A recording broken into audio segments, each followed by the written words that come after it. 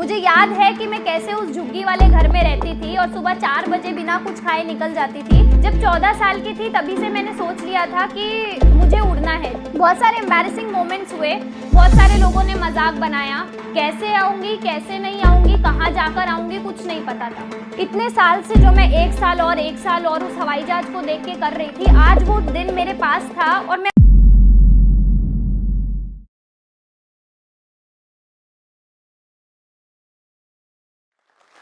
एक छोटे शहर की लड़की क्या कर सकती है?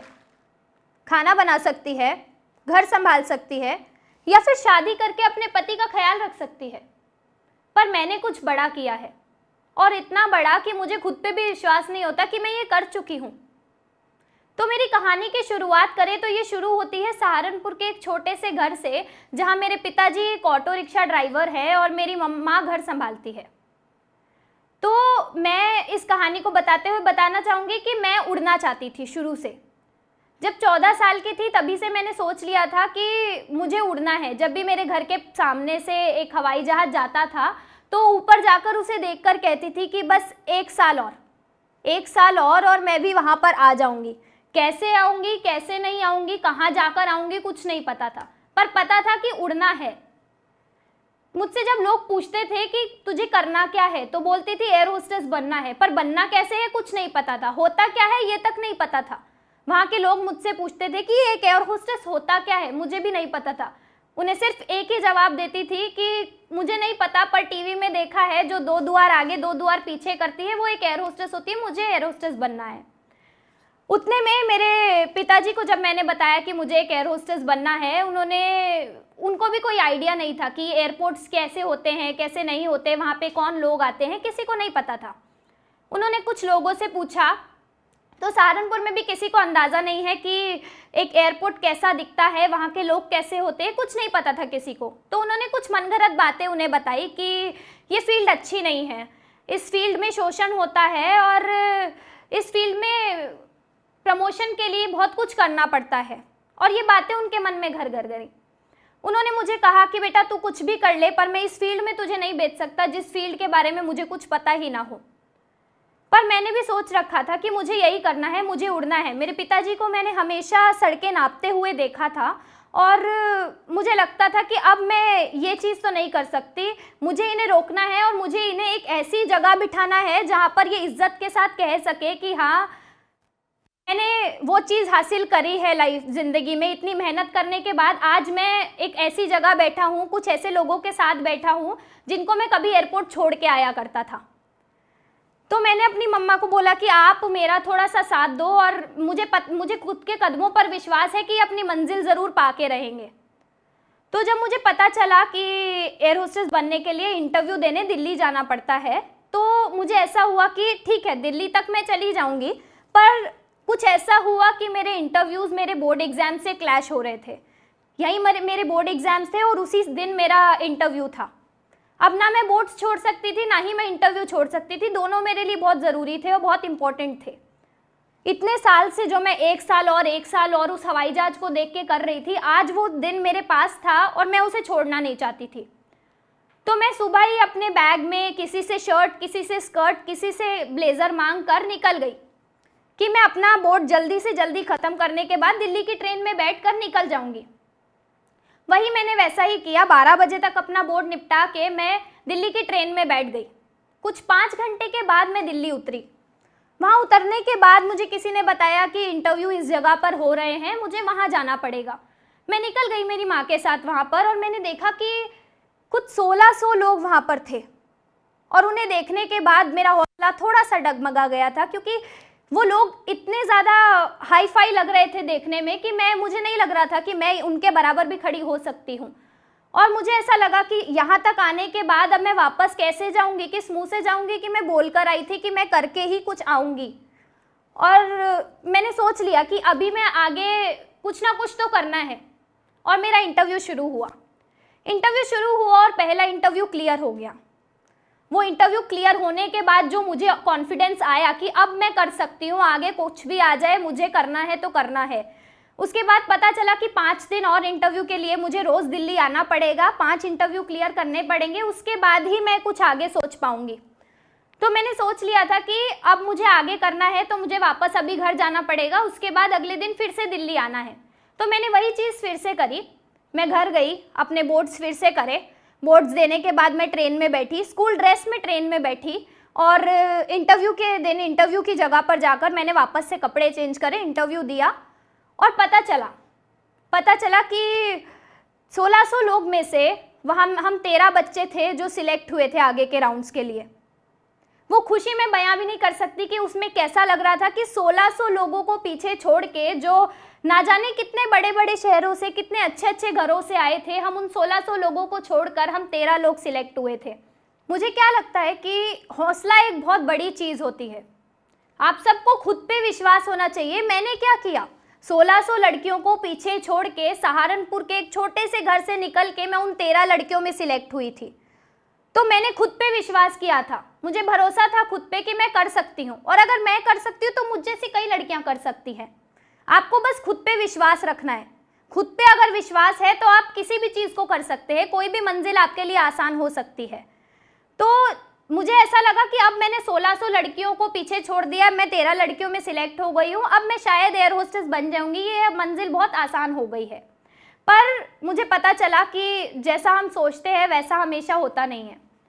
मुझे पता चला कि आगे जाने के लिए मुझे कुछ 50,000 रुपये की ज़रूरत पड़ेगी, जो कि ना मेरे पास थे ना मेरी माँ के पास थे। मैं बाहर आई, बहुत निराश होकर मैंने अपनी माँ से कहा कि उड़ने का जो मेरा सपना था शायद यहीं पर रुक जाएगा, क्योंकि ना तो मेरे पास 50,000 है ना आपके पास, और ना कभी ये सोचा था कि आगे जाने के लिए पैसों की ज़रूरत भी होती है।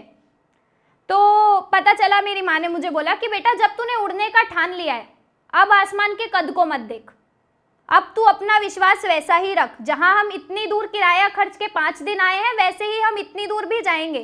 तू आगे का सोच, तुझे अगर तू कर सकती है, तू अपनी मेहनत से इस पैसे को वापस भी कर देगी, मैं जिससे भी लूँगी, मुझे विश्वास है। और मैंने तब सोच लिया कि अब मुझे कुछ करना ही है, मैं इतनी दूर आने के बाद वापस पीछे नहीं जा सकती। मैं बहुत दूर निकल आई हूँ सहारनपुर से, अब मुझे वापस उस शहर में नहीं जाना। मैं घर गई, हमने पिताजी को मनाया, हमने उनको बोला कि जैसे तैसे भी करके हमने उन्हें बताया कि ये फील्ड इतनी बुरी नहीं है, फील्ड में अच्छे लोग भी हैं, बुरे लोग भी हैं। जैसे तैसे हमने उनको सब समझाया। समझाने के बाद वो समझ गए। उन्होंने बोला कि ठीक है, अगर तू 1600 लोगों को छोड़ के आगे निकल सकती है तो मुझे विश्वास है कि तू आगे जो भी करेगी अच्छा करेगी। हम वहाँ से निकले। हमने 50,000 किसी नज़दीकी रिश्तेदार से मांगे थे अपने, और उन्होंने हमको ये बोलकर पैसे दिए थे कि जब तुम वापस आओ तो ये 50,000 मुझे लौटा देना, 50 के 60 लौटा देना। कुछ ऐसा ही मेरी माँ ने ब्याज पे पैसा उठाया था अपने सगे रिश्तेदार से। पैसा लेकर हम वहाँ से निकले। रात को बॉम्बे की ट्रेन में हम बैठ गए, पर पहली बार शहर से इतनी बड़े शहर में जा रहे थे और कुछ आइडिया नहीं था कि अगर हम जा रहे हैं तो 50,000 के 50,000 ही नहीं लेके जाने चाहिए, उससे थोड़े से ज़्यादा पैसे लेकर जाने चाहिए। तो हम जब निकले तो मेरी माँ ने 50,000 को भी, मुझे आज भी याद है कि ऐसे छुपा के लेकर गई थी वो, कि अपनी सलवार के अंदर एक खुफिया पॉकेट उन्होंने बनवा रखी थी, उसके अंदर उन्होंने वो 50,000 छुपा रखे थे कि कहीं वो पैसे चोरी ना हो जाए रात को। तो मुझे आज भी हंसी आती है सोच के कि वो 50,000 भी उस समय ऐसे थे जैसे 1 करोड़ रुपए हम लोग संभाल के लेकर जा रहे हैं। तो जब हम बॉम्बे पहुँचे, बॉम्बे पहुँचने के बाद हमें पता चला कि यहाँ पर कोई अकोमोडेशन आपको नहीं मिलेगा, आपको अपने लिए खुद ठिकाना ढूंढना पड़ेगा।